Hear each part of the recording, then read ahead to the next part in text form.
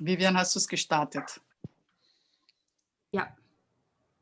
So, hello to everyone there out there. Jetzt muss ich meinen Originalton stumm schalten. Okay. Weil sonst mache ich selber. Also, good morning, everyone.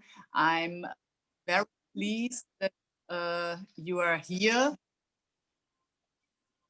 I'm sorry, it doesn't work for me. So, sorry. I just wanted to tell you shortly in English. The webinar will take place. Okay, ich höre mich noch immer. Ich muss das leider ausschalten. Das ist sehr irritierend, obwohl ich das I can umgeschaltet still hear myself, even though I switched it off. The webinar will take place with simultaneous translation in English and German.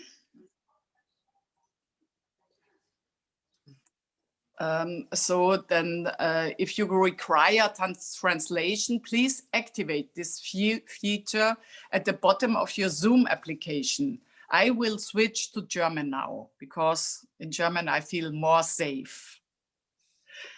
So, wenn Sie jetzt umgeschaltet haben, So now we've switched over. Welcome everybody, to everyone listening to this webinar. You can listen to English and German simultaneous interpretation. If you look at the bottom, in the toolbar at the bottom, you can change the language to listen to the interpretation.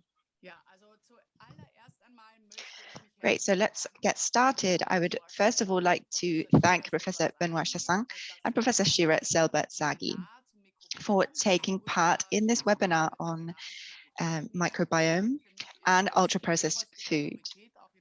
This is a top priority for me in my political work, but also as a beekeeper, a farmer, and a cook. I'm really interested in health and in the quality of my food. I would also like to thank Markus Peck and the UIG for working together with us on this microbiome series that we are currently working on. This is the second, the third, or is it the third? On the topic of microbiome. First of all, we talked about obesity and the microbiome. It was also very interesting. If you want to listen to that, you can listen to it, listen to the recording of that on UIG's website or on YouTube. You can listen to that, to a recording of that. It was extremely interesting. This webinar is also being recorded and you can watch it on YouTube or on UIG's website. Now, a couple of things I would like to say. We're recording this webinar.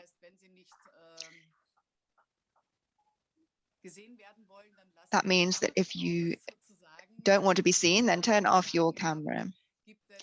If you have any questions, there is a Q&A function, so you can just ask any questions you want and we'll do our best to either directly answer these questions or answer them in writing afterwards. But we will try to answer your questions verbally at the end of this webinar, if there is time. So what are we talking about today? I know many scientists, researchers, and doctors are watching today. However, there are many lay people watching this today from civil society who are just interested.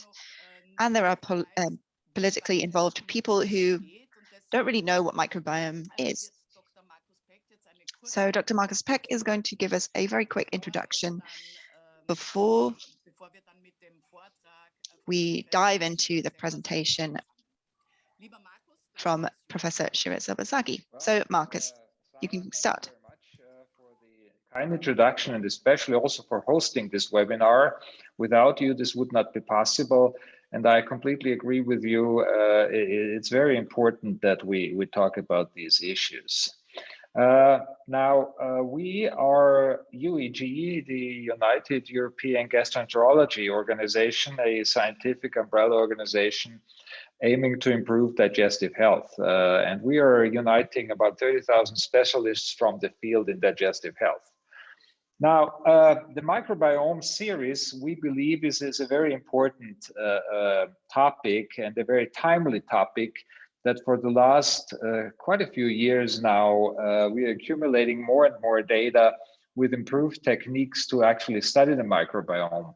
We always knew that there were a lot of bacteria in the gut, but mostly physicians were focusing on pathogenic bacteria there that would cause certain illnesses, oftentimes diarrheal illnesses, sometimes also deregulation of the immune system. However, recently the focus has shifted. So why do gut microbes matter? There's approximately 100 trillion microorganisms in any human gut. So your gut is full with microorganisms. And it's obvious that all these organisms that live with you do have an impact also for your health, because these microorganisms have a metabolism. They eat what you eat, and through that they change their composition. But at the same time, they also excrete molecules themselves, which then are taken up by your body. So really depending on the type of microorganisms you have and what you feed them and what they can metabolize, this is then again impacting your body. And this is why we are talking about the issue of ultra-processed foods today, because if you change what you eat, you change your organisms and you change their metabolism, and so you also change their impact on your health. Diversity in the gut microbiome is generally seen as a good indicator for a healthy gut, making diet a primary determinant of microbiome composition. And in recent years, there has been a rapid expansion in our understanding of how food regulates or relates to digestive symptoms. There are consortia of bacteria associated with tissue protection, but there are also bacteria which promote inflammation and tumor development. So we will have two talks today, one by a very experienced dietitian, Professor Zelber Sagi from Israel, who will be talking about the impact of food on digestive health. And then we have a second talk by Professor Chassaing from France, who is really an expert on studying the impact of certain food additives on your microbiota and what this means to the human being. So with that, I'd like to finish my short presentation here, and I'd like to hand over to Shira, who will present on ultra-processed food and drinks, implications for digestive health. Shira, please. Thank you very much for the invitation, and thank you for dealing with this very, very important topic. Do I bring up my presentation, or do you? Yes, please. Okay, so just a second, please.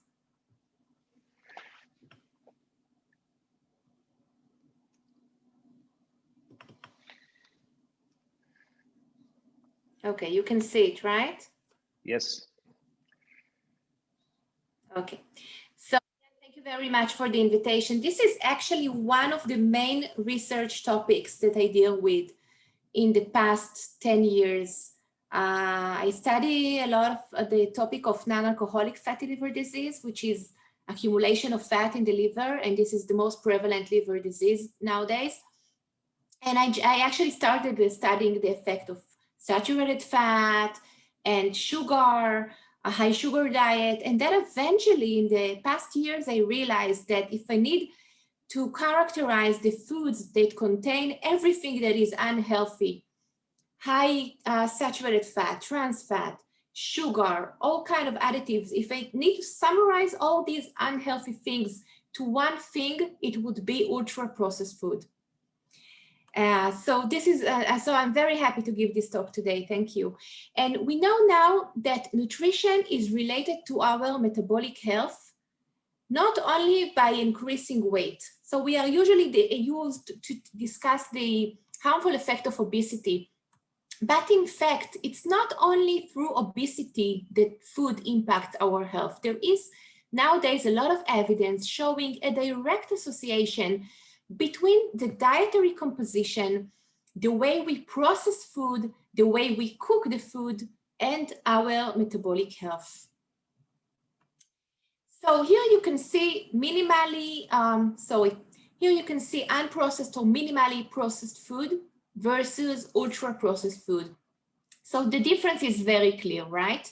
So actually, the major source in a Western diet of added sugar, high caloric foods, high fat foods are these are the ultra processed foods, which, as you can see, they look like foods, but they're not exactly foods. There are formulations of food which have went through a lot of processing by the food industry, and you can see it's very colorful and attractive. We know now that in Europe, in many countries in Europe, it was demonstrated that about 50% of the daily calories come from ultra-processed food. So how do we recognize ultra-processed food? As I said, it's not exactly a real food. These are formulations of substances obtained from foods, but then going through a lot of processes, and also with addition of cosmetic additives, flavors, colors, and they are designed to be hyper-palatable foods, and they are designed to stimulate eating. When we start to eat it, we just want to eat more and more. How would you recognize them? You can look on the ingredient list, and you can see that you don't use these ingredients in your kitchen at home. So you can see all these ingredients. You don't use these things in your kitchen, right? So this is one way to recognize an ultra-processed food.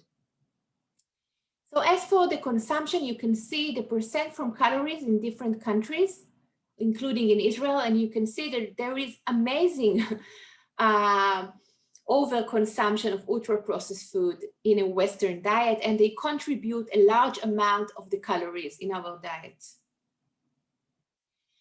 So as for a proven relationship or evidence-based relationship between ultra-processed food and health, so we have a lot of evidence accumulating in the past decade, at least in the past decade.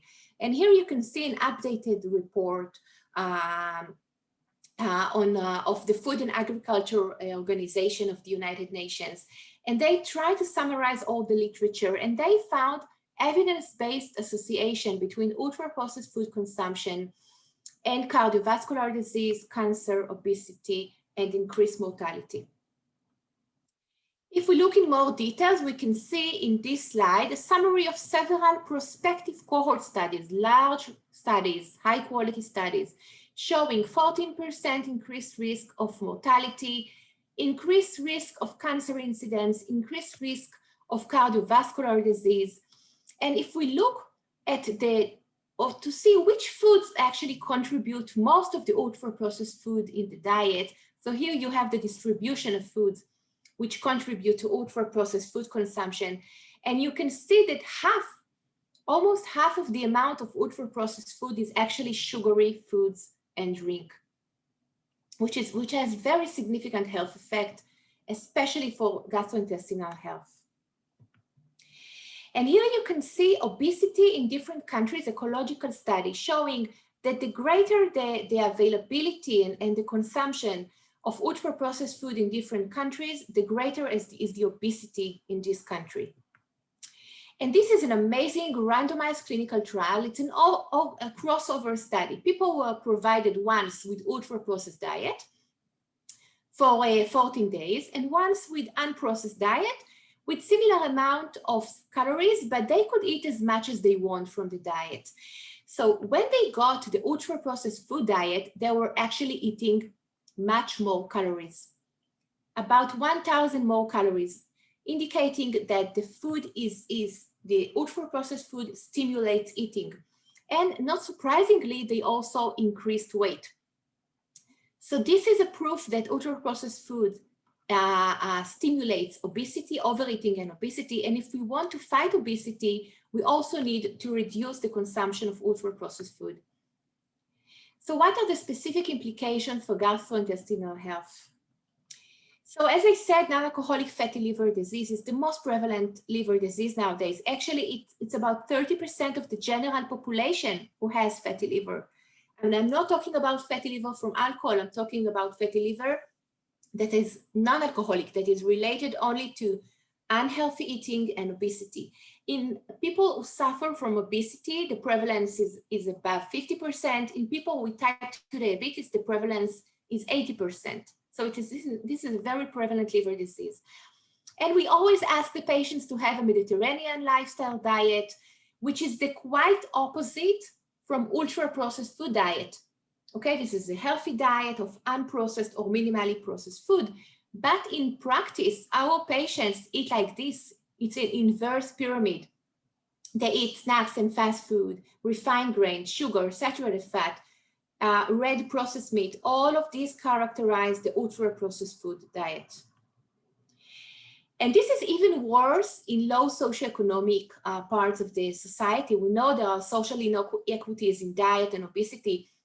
And this study shows us that in families with low income, in families with food insecurity, the prevalence of NAFLD and advanced fibrosis is even higher. And one of the causes for this can be that healthy food is expensive, while ultra-processed food is relatively cheap. So these families with food insecurity can afford buying high energy dense, high fat, high sugar foods and cannot afford the healthy diet. And this is a study from our group showing that processed meat, red and processed meat, are directly related with non-alcoholic fatty liver disease and with insulin resistance. Insulin resistance is something that leads to fatty liver and also leads to type 2 diabetes. So it's very important the type of meat that we eat. If it's processed meat, it's unhealthy. It is also important how we cook the meat. If we burn it to a level of very well done or we fry it, it is even more harmful. So it's important the type of meat and it's important how we cook it. And this later study confirms actually the previous ones. It shows that high consumption of meat and processed meat in high amounts is related with NAFLD, sometimes with NAFLD with cirrhosis, which is the advanced form of liver disease. High cholesterol intake is related with NAFLD, while if we eat a diet which is unprocessed and high in fiber, you have reduced risk. And ultra-processed food, as I said, is rich in saturated fat, and this study shows very nicely that both saturated fat and simple sugars very quickly, within 3 weeks, can increase the amount of fat in the liver. So it has very fast impact on the health of our liver. Also, if we eat high-fat dairy products, it is related with liver cancer. So it also shows that saturated fat is probably unhealthy, both for liver fat and both for liver cancer. And if we look at the foods that are bad for our liver, that can lead to liver disease, that can lead to liver cancer, we look at red and processed meat, high sugar diet, high cholesterol diet, and of course, obesity and smoking. And if we want to look at the foods that are related with reduced risk of liver disease, then it's fish, vegetables, fiber, Mediterranean diet, coffee is also good, and of course, physical activity. And this is, as you can see, the foods here are based on unprocessed or minimally processed food.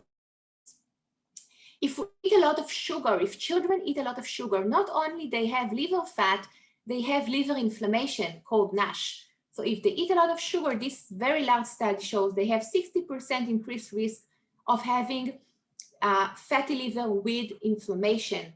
And so not surprisingly, actually, the American Academy of Pediatrics calls to action to reduce the consumption of sugar among children. And they said it poses health threat to children and adolescents, and it disproportionately affects children of minority and low-income communities. If we do good, if we reduce the sugar in the diet, we improve the amount of liver fat very quickly. Within 8 weeks, these children were provided with low sugar diet, and they had a reduction in the amount of liver fat versus controls, and they had a reduction of ALT, which is the main liver enzyme. So if we take an action, it has a very quick positive impact. And finally, the food we eat, if it's processed food, it increases colorectal cancer risk.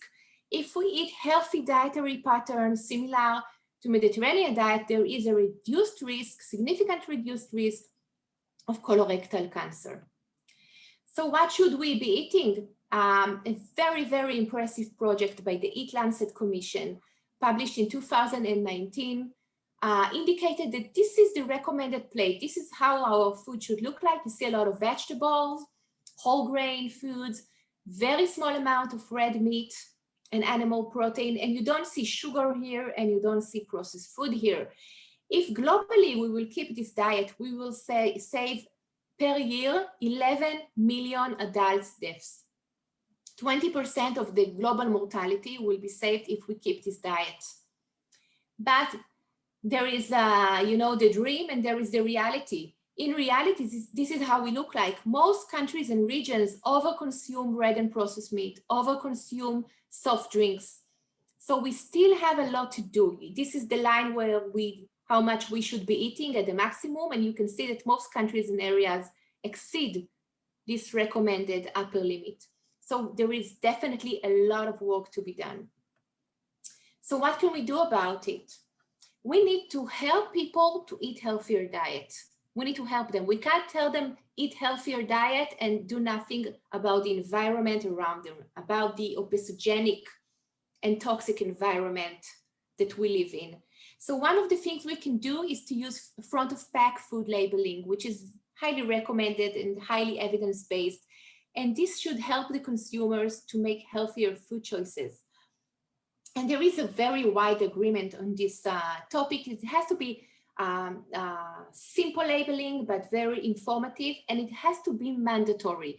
You can't tell the food industry, oh, please do it if it's okay with you. No, it has to be fiscal policies and policies to support mandatory front of pack labeling, to convince the food industry actually to force them to put a front of pack labeling and to do food reformulation to improve the food that they provide us with. Less sugar, less fat, less processing. And other things that are recommended by the WHO as the best buys are taxation on sugar sweetened beverages, which several countries have implemented, encouraging the food industry by taxation and food labeling to do reformulation of food, meaning that they would want to improve the food in order not to get bad food labeling, in order not to get red labeling saying this food is unhealthy, for example, or not to have tax on this food. We need to subsidize fruit and vegetables, which are extremely expensive. You know, in Israel, fruits have become extremely expensive. This is unbelievable. You can hardly buy fruits. And we also need to do nutrition education to encourage people to eat fruit and vegetables. And again, unhealthy fats should be reduced by food labeling and fiscal policies. In addition to that, we need to limit portion and package size. I will show you later why it is important. And we need to do mass media campaigns for healthy diets. We need to invest money into it. And when you look at the policies and measures that can be done to improve the diet, it's funny to look at it because it's very similar to the ones that can and should be done for alcohol and smoking. So it's all about marketing regulation, taxation, and behavioral intervention. So it's very nice to see that all the same measures work for all these unhealthy factors. Now, often people say, yeah, don't be the nanny state. I mean, don't tell us what to eat. We want to decide by ourselves.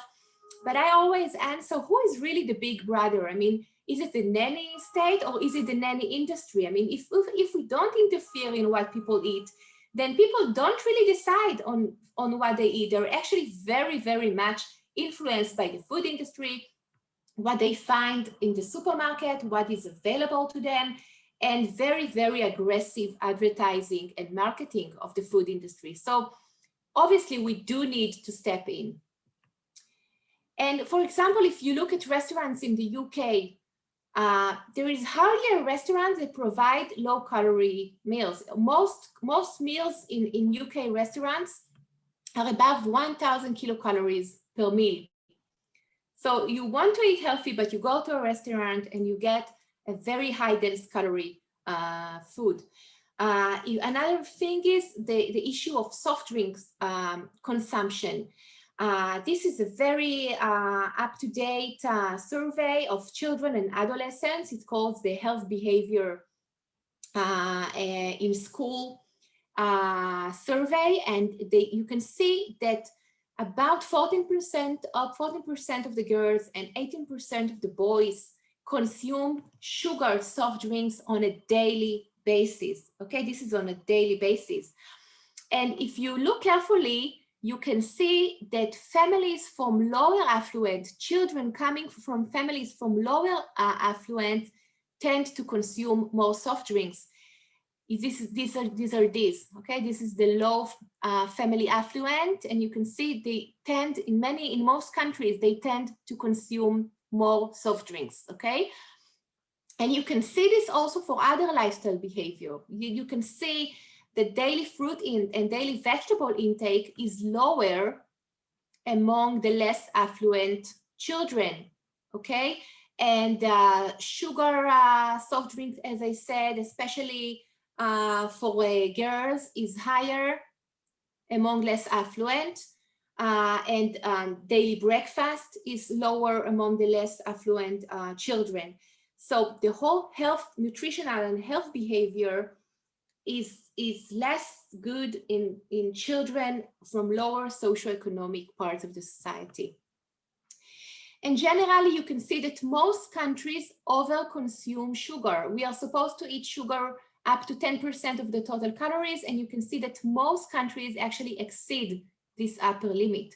We are flooded with sugar. We live in a glycotoxic environment. And this is not a surprise when all foods, even the one you won't expect, are full with sugar. Even foods that are not intended to be sweet are sweet nowadays. So it's very, very difficult to have 6 teaspoons of sugar per day when you have sugar everywhere.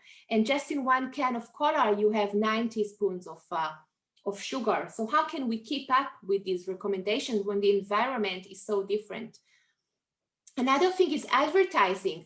Advertising for unhealthy food, ultra-processed food affects mostly children. It has been shown in this meta-analysis that children are very much affected by advertising, and the most aggressive advertising is targeting children. Portion size, as I mentioned, you notice the portion size gets bigger and bigger from year to year. So if we get a larger portion size, we will eat more. This has been demonstrated in many studies, and you can see in this meta-analysis in both children and adults that the bigger the portion size we get, the more calories we eat. So we need also to work on these things. And with that, I would like to thank you for listening. Okay, Shira, thank you very much. Very nice presentation, very impressive data. We will discuss it in the end, and I would move on and ask Professor Chassaing to give his presentation on the effect of ultra-processed food on the gut microbiome. I think this matches very well, or is in continuation of what you already showed us. So Professor Chassaing, please, your presentation.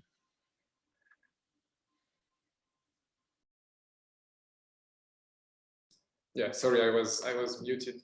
Okay, thank you so much, and thank you for the invitation. It's always a pleasure to present what we are doing in the lab. Thank you also, Shira, for your presentation. I think you did a very nice outline of why it's very important to do more study on the ultra processed food, and this is also what I'm going to highlight in my presentation. So I'm going to talk a little bit more about the microbiota, because this is something we are doing and we are studying a lot in the laboratory. And I'm going to start with a pretty short introduction on the microbiota and why it's very important in human health as well as in chronic inflammatory diseases. And also we are next going to discuss how ultra-processed food and some specific ingredients that are used in ultra-processed foods can impact gut microbiota composition and gut microbiota function. So first, to very briefly introduce the microbiota, this is a term we use to define the complex community of microorganisms that's living within our intestine. So it's a very complex, both qualitatively and quantitatively. So there is definitely a lot of them. And there is hundreds and hundreds of species. So it's not only one bacteria, but it's really very, very diverse and very abundant quantitatively. And what's very important to keep in mind is we are very often talking about the microbiota, about its detrimental role and the role it can play in chronic disease. But actually, the microbiota is also very important for health, because this is leading to some beneficial interaction with our intestine. So there is a lot of beneficial interaction between the microbiota and us, such as, for example, the promotion of barrier fortification. It's also protecting us against pathogen. And for example, if you take antibiotic again and again, you are going to disrupt your microbiota, and this can lead to an increase in susceptibility to some bacterial infection. So you see, it's very, very important to keep this microbiota under control and to keep a healthy microbiota in order to keep those beneficial effects that the microbiota is playing in our intestine. It's also very important for our metabolism, because basically every time we are eating food, the bacteria in our intestine are here to help us digest the food, and the microbiota is encoding a lot of enzyme and a lot of metabolic pathway that our intestine is not able to synthesize. So it's very important to have an healthy microbiota also to extract all the calorie and the energy from the food we are eating. And it's also very important to keep the immune system in check and to help to maturate the intestinal immune system. So those are kind of the main beneficial effects that the microbiota is playing. But as I told you a few seconds ago, the microbiota is well known also, unfortunately, for the detrimental role it can play. And this is something that's represented here on the right part of the slide, where if the microbiota is getting altered, and if we are not keeping the microbiota under control and in check, it can lead to detrimental interaction in the intestine, and it can lead to multiple diseases, such as inflammatory bowel diseases, obesity, type 2 diabetes, as well as some cancer, colorectal cancer, but not only, even some other type of cancer. So there is now a lot of data that accumulated during the last 20 years, really demonstrating that the microbiota is very important in the promotion of all of those diseases. And we are now accumulating data in order to understand what's the mechanism and how the microbiota can drive those kind of chronic diseases. So just very briefly, how we are going from the green, healthy, beneficial state to the red, detrimental state. So at equilibrium, we always have some detrimental bacteria in our gut, which are represented here on the right part of the scale, but their effects are counterbalanced by some symbiont bacteria, some beneficial bacteria that are going to protect us against inflammation. And it's very important to keep this equilibrium between the beneficial bacteria and the detrimental bacteria. And what we know for sure is that in all the diseases I mentioned, so cancer, inflammatory bowel disease, obesity, and type 2 diabetes, you will have a loss of this equilibrium in favor of the pathogenic bacteria, as well as a loss of the beneficial bacteria.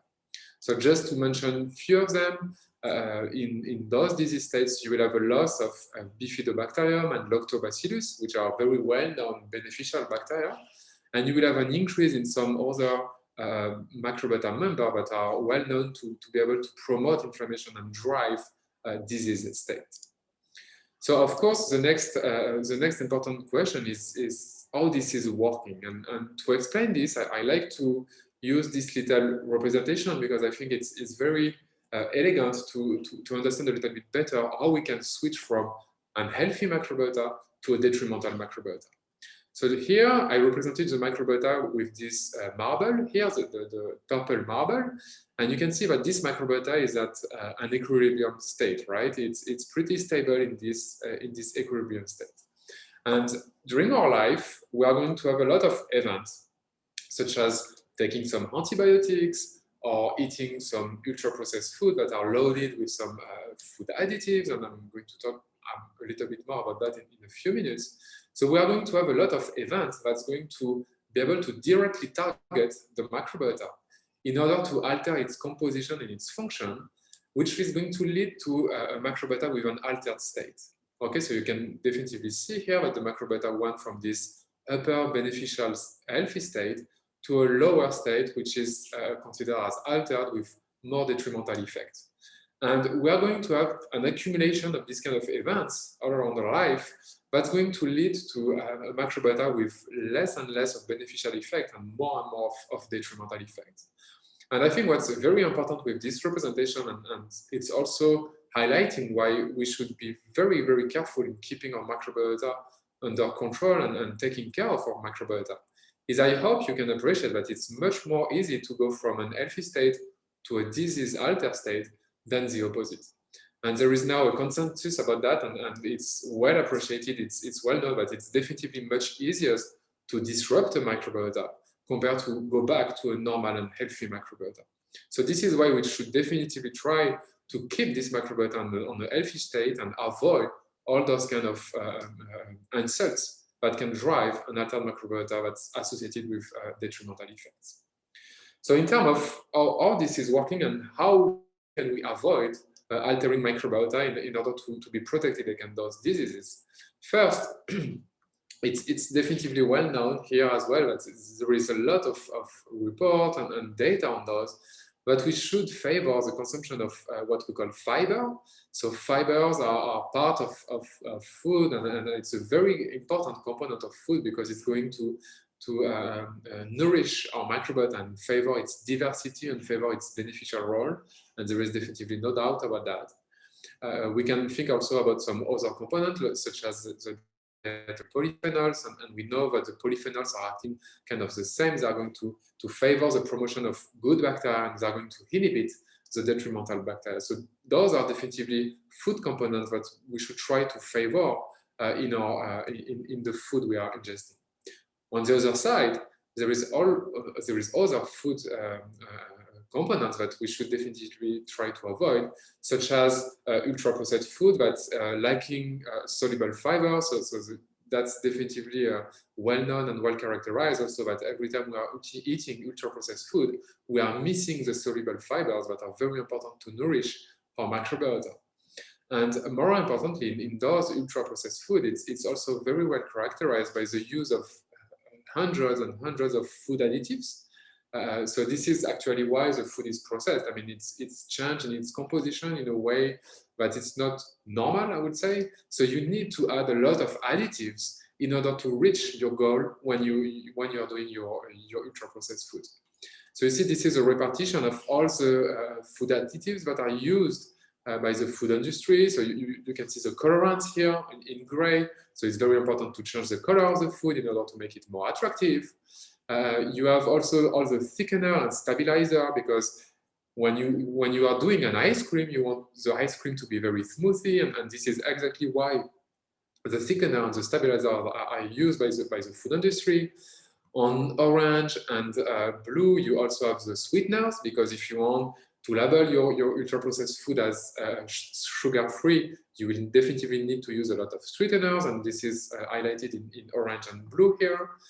And there is another class that we are highly studying in the lab. It's a light green one, which are emulsifiers.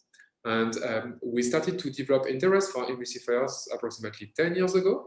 And this is a class of food additives that is definitively very highly used by the food industry in order to extend shelf life and stabilize emulsion of packaged products. So for example, they are highly used by in ice cream in order to have this smoothie texture and in order to avoid oil separation. And it's also clearly highlighted here on this jar of peanut butter, where you can see that if you do not have any dietary emulsifier in it, you are going to have oil separation. And this is exactly why ultra-processed food are very often loaded with emulsifiers, 2, 3, 4 of them in combination, in order to avoid and to avoid those oil separation and to have this creamy and smooth texture. So everything that's packaged, chocolate bar, ice cream, most of the processed food that are packaged are going to be loaded with dietary emulsifiers. And what we found when we studied them, and I'm not going to go into, I'm not going to be too much technical here, but I just wanted to present the two main data where we obtained close to 5 years ago. Was first when we used an animal model that is a very good model of inflammatory bowel disease in human. What we found using this mice model is, so you can see that the untreated animals are in blue here, while when we treated animals with two kinds of dietary emulsifiers that are really highly used, so we decided to focus on those two because they are highly used by the food industry. So those are the orange line and the purple line. You can clearly see that now the animals are developing much more colitis compared to the untreated animals. And another important thing, but it's not represented here, is that not only there is more animals with inflammatory bowel disease, but also the colitis that's observed in those animals is much more severe compared to the colitis observed in the animals that were not eating those dietary emulsifiers. So demonstrating that those additives are sufficient to drive colitis in susceptible animals. We also did some experiments in unimpaired hosts because we wanted to know what would be the consequence of those food additives in the general population, because on the left part, this is a model of susceptibility. So we are definitely not all susceptible to develop those kind of diseases. So we wanted to have a more broader view of the general population. And this is what we did using wild types, so animals without any susceptibility to develop any kind of inflammation or any kind of diseases. And what we observed here, this is a body weight evolution over time. And what you can see is that the orange line and the purple line, so the animals that were treated with emulsifiers, are gaining 10 to 15% more weight compared to the untreated blue light animals. And we have a lot of other data on those animals demonstrating that they're actually developing a lot of metabolic deregulation. They're developing some insulin resistance. They are developing some parameter of type 2 diabetes. So it's very, very interesting because it demonstrates that just the consumption of those food additives is sufficient to promote and to exacerbate metabolic deregulation and obesity in unimpaired hosts. So a lot of consequence for human as well as you can imagine. So next, I just very briefly about the mechanism. It's very important because what we are studying in the lab is the microbiota, and what we were able to demonstrate is that those food additives are actually directly targeting the microbiota. So when we used animal model without any microbiota, we were not able to observe any effect in terms of inflammation or metabolic deregulation. But when we use the microbiota without any host, so we have all the tools we need in the lab, and I'm not going to get too much technical about that. But what we were able to demonstrate is that it's definitely the microbiota that is the direct target of those food additives. And I think that's very important because every time those food additives are tested before being approved by the regulatory agency, they are definitely never tested for their impact on the microbiota. I mean, those studies are very expensive. They need to be very tightly controlled, and it's very difficult to run those kind of analysis. And so those food additives that are approved to be used in the market were never tested for their effect on the microbiota. But our research definitely demonstrates that it's very important to test them on the microbiota, because it's sufficient. Those interaction between the food additives and our intestinal microbiota is sufficient to drive the detrimental effect of those food additives. So just to summarize, the microbiota, which is represented here, so every single red dot here is one bacteria that is lying in our intestine, and those bacteria are definitely the direct target of those food additives in a way that's going to drive chronic intestinal inflammation and metabolic deregulation in the host. So it's again further highlighting why it's very important to regulate the consumption of ultra-processed food, because again they are loaded with emulsifiers, and this is definitely going to alter microbiota, and this is definitely going to increase the prevalence of colitis and metabolic deregulation in population that are eating a lot of those processed food. And I just wanted to finish this presentation with two very brief concepts. So first, as I told you, it's very, very complicated to test those food additives because there is hundreds of them, and there is multiple classes, and it's very, very difficult to test them. So what we are able to do in the laboratory now is to use some in vitro microbiota system. So here you can see every single of those chambers is mimicking what's present in our intestine, and we can use those in vitro systems to avoid using mice, because when we have to use mice, it's extremely expensive and we need to use a lot of them. So using this kind of in vitro approach, we are able to screen much more compounds for their effect on the microbiota. And this is what we recently did in the laboratory. And just very briefly, here you have some bars, and the upper the bar are, the more detrimental effects the emulsifiers are on the microbiota. So first, you can definitely see that using CMC and PAT, which are highly used by the food industry, and those are the two that I presented data on so far, you can clearly see that they are indeed altering the microbiota composition and function. The good news is, in this study, we were able to observe few compounds, so here only 3, which did not, they were not sufficient to drive any alteration in microbiota composition and function. So it means that maybe we will be able to find some food additives, some emulsifiers that are completely inoffensive for the impact on the microbiota. The bad news is that most of the compounds we tested were having their detrimental impact on the microbiota composition and function. And I mean, I did not put the name here, but all those compounds are, again, highly used by the food industry. And the very bad news is, when we tested 2 classes of food additives that are really, really highly used by the food industry, so in red you have the carrageenan, and in green you have a lot of gums, so xanthan gum, locust bean gums, and guar gums. They are both really, I mean, those are the 2 classes that are the most commonly used by the food industry. You can, as an emulsifier, you can see that they led to very detrimental impact on microbiota composition and function. So it's very important, because it means that we definitely need to pursue our research in order to try to define what's a healthier diet, in order to avoid the use of those detrimental food additives, and decrease their use, and maybe favor the use of other ones with much less of an effect on the microbiota. And of course, the final question that we started to address with some colleagues in the United States of America, so Gary Wu, Jim Lewis, and Andrew Gebert, was obviously the human relevance.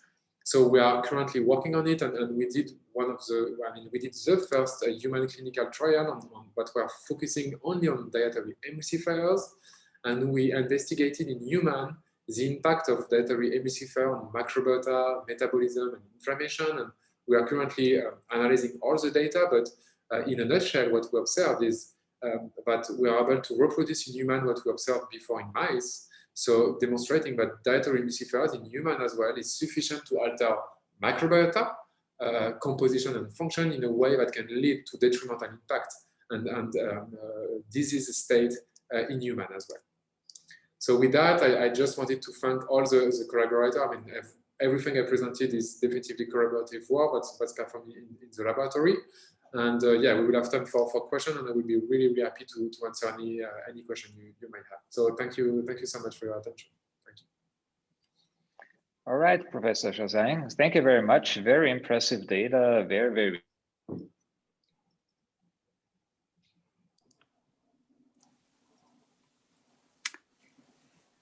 Ja, lieber Markus. Markus, Jetzt weiß ich jetzt. I think we've lost you. Ich hätte gern ein paar Fragen, bevor wir vielleicht zu den I would Fragen like to perhaps ask some questions before we come to the questions from our listeners. That was extremely interesting. Both presentations were absolutely great. Thank you so much. I learned a whole lot, despite having learned about this topic for a long time. So I would like to pose a question to Professor Zelber Sagi. Are there certain social groups, age groups that are particularly susceptible to certain diseases? Do you know anything about this? If it's a question for me, I need a translation. Ich höre Sie nicht. Yeah, the question is, Shira, whether there are certain age groups that are specifically susceptible to the detrimental effects. Well, it seems that there is harmful effects in both children and adults. And I don't know which one is more susceptible, but I can assume that if you start eating ultra-processed food in childhood, then my guess is that the harm will be additive. So if there is a child eating a lot of ultra-processed food, and for example, having NASH at the age of 15, which is inflammatory form of fatty liver disease, then in the next decade, it may have advanced liver disease. So we can assume that the harm starts from childhood. I mean, we know that the harm starts from childhood, and then it has many years to evolve. So I would especially be careful with children. Can I jump on this? Yeah, sorry, I just have another question. We had in the last microbiome seminar that it doesn't start with pregnancy, not just with children. Is it right like that? It starts how if you have a cesarean or not, and if you have breast milking children, and what you eat as a pregnant woman has an impact of your microbiome from your children. Is this correct?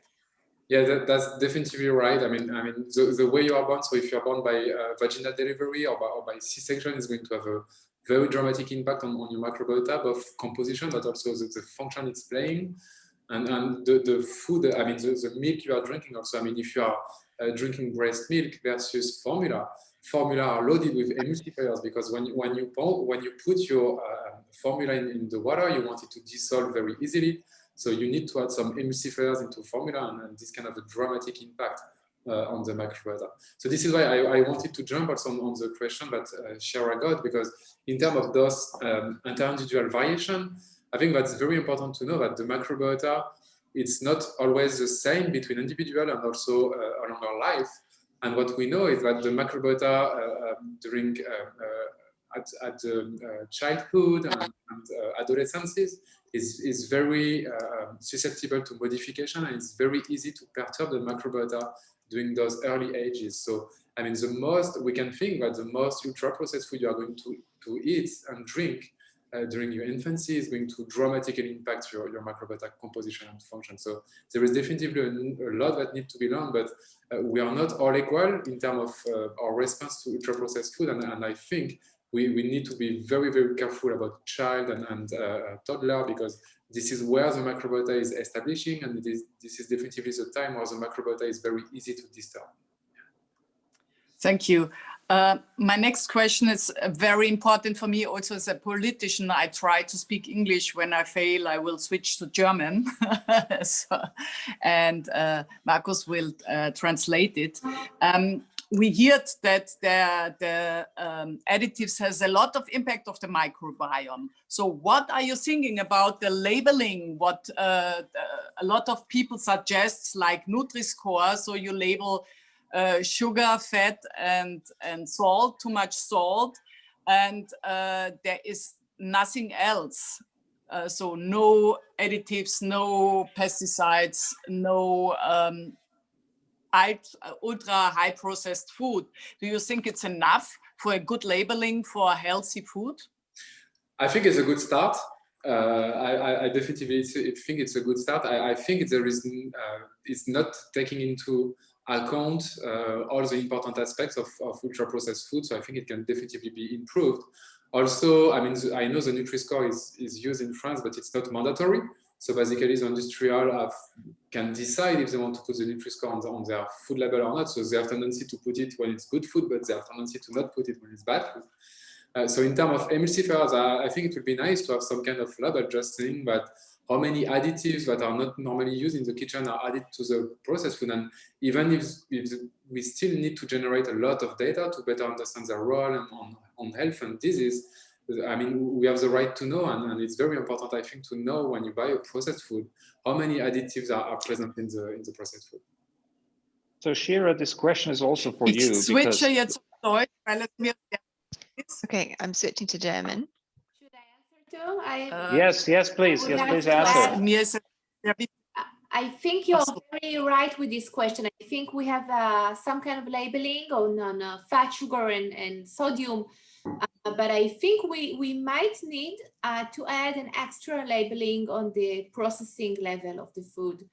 It can be like a red sign for ultra-processed food and like a green sign, green labeling for unprocessed or minimally processed food. And I think the way it looks right now, and the things we also saw from the excellent second presentation, I think it will be something that could be very helpful for the public to make the right decisions. So the processing level, I think it should be added to the labeling. Jetzt habe ich eine Frage. Es gibt So I have one question. There is an FAO label regarding the level of processing, and this is the NOVA scale. I don't know if you've heard of it. This is from unprocessed to the most heavily processed. I think we should at least combine NOVA with the Nutri-Score with the 5 steps kind of on a label with different colors. I have a problem as a cook. Isn't it true that the healthiest foods are the freshest, unprocessed foods? And so if something is labeled green because it's less processed, that's confusing for normal people. They think, oh, that's green, that's healthy. And there is a difference between really fresh, unprocessed healthy food and processed foods. I think there is a discrepancy there.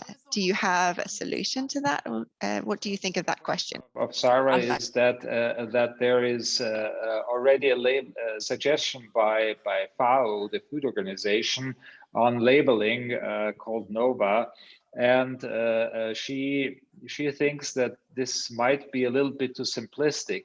On the other hand, of course, one has to say that if you want to reach the underprivileged groups that don't have a detailed knowledge on what the different ingredients might have in terms of impact, for them it would be very, very important to have a simple labeling.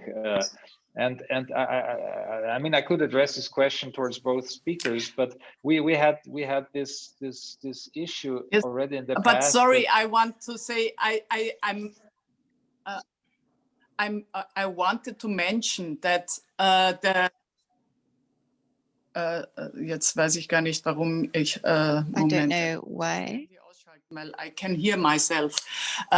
It's not that I wanted to share Nutri-Score with NOVA, because then you have these 3 things and the high processed food. So maybe you have the shifts, and then you have a labeling as red or yellow for high processed food.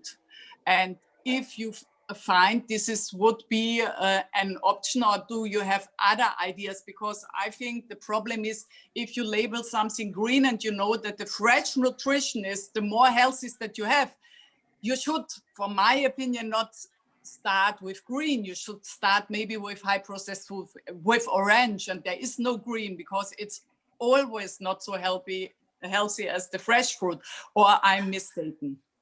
It's first of all, I think it's a great idea to have, in addition to the regular labeling, food labeling, to have something else that indicates on the level of processing. And the NOVA classification is excellent. It's very complicated, actually. So we need to create something that is very simple for the public to understand. And I definitely agree with you. It can be some kind of a color. Now the green, if at all, should be kept only to natural food, fruits, vegetables, legumes, nuts. So the green doesn't go at all to processed food at any level, just to unprocessed food. And then you can have the yellow and the red, the yellow for the processed food and the red for the ultra processed food, according to the NOVA classification, which is very detailed and specific, and we can definitely use this. Thank you. I have a question. And Professor Chassaing. I'm so irritated because I hear my own translation. So that's sorry. Ich weiß nicht, wie ich das anders machen kann. I don't know how I can change that. If you say now you made science with additives, I have also a question. Vielleicht, Markus, vielleicht musst du mal übersetzen, weil ich... Perhaps, Marcus, you could translate here. I think my English is not good enough. Are there studies on processes? No, so not specifically the additives, but that perhaps a foodstuff is homogenized, divided up or split, overheated, cooked. So are there studies that investigate not just the additives, but the processes involved in how these foods are processed, or perhaps the differences between parts of a grain and the whole grain on the microbiome? Okay, Professor Chassaing, the question is, are there any studies, detailed studies on the impact on the microbiome, not only on food additives, but also on the way the food is actually prepared, you know, whether you heat it a lot, you just do a little bit of heating. So this would be the question, you know, whether they're also the processing of the food, obviously a question of a chef, you know, to how the microbiome could react.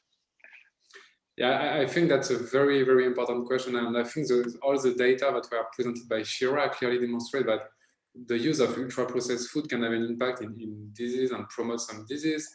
We know that ultra-processed food can alter the microbiota in many, many ways. And the way you mentioned are true. I mean, we are not studying that in the lab. We are really focusing on additives, but there is other characteristic of processing food that can also impact the microbiota. We don't really know yet what are the most important mechanisms and how everything, I mean, when you put everything back together, how it's impacting the microbiota directly. But what we know is it's definitively detrimental in impacting the microbiota. There is, I think that now all the data are definitively leading to a consensus demonstrating that even if we don't know yet what's the most important part of the ultra-processed food that's altering the microbiota, it's definitively altering the microbiota in detrimental ways. Yes, I can add to this that when you cook the food, especially meat, especially red meat and processed meat, to a level of well done and very well done, you have the formation of compounds called heterocyclic amines and advanced glycation end products, which are related with cancer, insulin resistance, and liver disease. So the way we prepare the food is also very important. Okay. Sarah, vielen please. Dank. A lot of thanks very much. for information. I think it's, for me, it's very important to know that nutrition, our health is evolutionary, it goes hand in hand with our natural environment and our nutrition. So if we manipulate our nutrition, it will have an impact on our microbiome because they don't know this kind of eating and this kind of manipulation, as I understood now. So my last question, and maybe then there are more questions from the audience, maybe Markus Beck will then join and ask those questions. My last question is, do you recommend specific studies or a specific political frame that we should go further, and it's very important to do that in the next future? Shira, do you want to start, or? You can start. Yeah, I think there is a lot that need to be done in the future. So just mentioning the microbiota, I think we definitely need to work more on human clinical study, and I think just going back to emulsifiers, all the work we did on animal was very important, because I'm now aware of 3 clinical trials in human that are being performed in order to see the impact of those food additives in human, either healthy or with disease states. So I think those studies definitely need to be performed. And in terms of studying the microbiota and the direct impact of the microbiota, I think there is also a lot that need to be learned by studying the impact of all those food additives that are going to reach the microbiota in our gastrointestinal tract. And for this, we can use some in vitro model, and this is also something we are doing a lot in the lab. So yeah, I think before approving some food additives and before saying, okay, it's recognized as safe, I think we should definitely take into account the microbiota components now and see the impact on the microbiota, because before it was kind of a dark matter. I mean, we know the existence of the microbiota for quite a while now, multiple centuries. But the impact the microbiota is playing on health and disease in promoting disease states is very recent.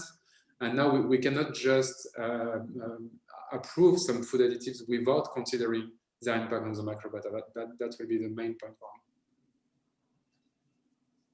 Yes, I definitely agree with that. I would definitely love to learn more about specific compounds like emulsifiers in processed food and understand its effect on human health. And in terms of policy, I would really want to encourage the food industry to do food reformulation.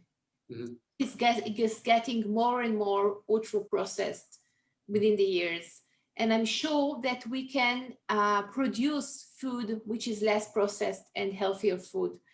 But we need to find a way to encourage the food industry, whether by legislation, whether by open discussions, to convince them to formulate the food and to make it healthier, because this is for the health of our children. This is the future of the future health of the next generations. So I really hope we can have open and real discussion with the food industry. Good. So Sarah, if you don't have any questions, I will have go on to several of the questions have already been answered, but there's one question for you, Shira, and that's on taxation. There's one participant who says that there are studies that show fiscal policies on food will impact, especially improved diets in wealthy groups of the population, but still leaving behind the weaker ones. Do you think there's fiscal policies on food that can be more inclusive to involve all strata of the population? Thank you. Actually, from studies that I know, it impacts most the weaker parts of the society, because taxation doesn't have a lot of impact on people who are economically at high level. So actually taxation is supposed to impact the lower socioeconomic parts of the society. But taxation by itself is not enough. It's not the whole story. So it's one measure, but you need also to subsidize healthy food. For the lower social parts of the society, we need to provide, enable them to purchase and eat healthier food, which is very expensive right now. So it's not only taxation on unhealthy foods. We need to make sure that healthy food is available. And we need to talk a lot about education. So taxation is actually efficient in low socioeconomic parts of the society, but it's definitely not sufficient. There's a lot of action that should be done way above and beyond taxation. I mean, you mentioned that in Israel, fruit has become very, very expensive at the moment. At the same time, Israel is one of the countries that are actually doing more in terms of better nutrition. So do you know of any examples in any country where they can actually subsidize fruits or healthier foods and do it mostly for the weaker population groups? So Israel has done an amazing progress in the field of food labeling. We started in the beginning of this year, of previous year, food labeling. We started with red labeling of unhealthy foods, and we have now studies showing, it was just presented yesterday, we have studies showing that there is a reduced consumption of food with red labeling. So this is really encouraging. And then later on, in the beginning of this year, we started with green labeling of unprocessed healthy foods. So we don't have research on that yet, but we look forward to see its effect. Unfortunately, we have not managed yet to subsidize healthy foods. This is extremely, extremely difficult. The Israeli Ministry of Health is really trying to create healthy food basket. Healthy food basket means that the prices will be kept low for certain foods included in this basket, so everyone can afford buying it. But it's going to take a lot of effort with the food industry, and you know, it's very strong economic powers that are involved here and political powers. So I guess it will take a while until we'll have a real impact on that. But the red labeling, it works. It's great. We have great results with that. Yeah, so thank you. I think this is very important messaging for our policymakers. We definitely need this negative signaling.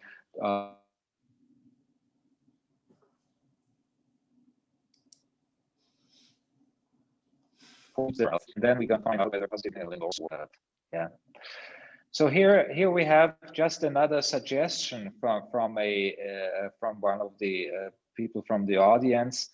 Who applauds us for the webinar, thinks it was a fantastic meeting on the effects of processed food on the microbiome, but he or she wanted to have another webinar on the effects of good food as Mediterranean diets on the microbiome.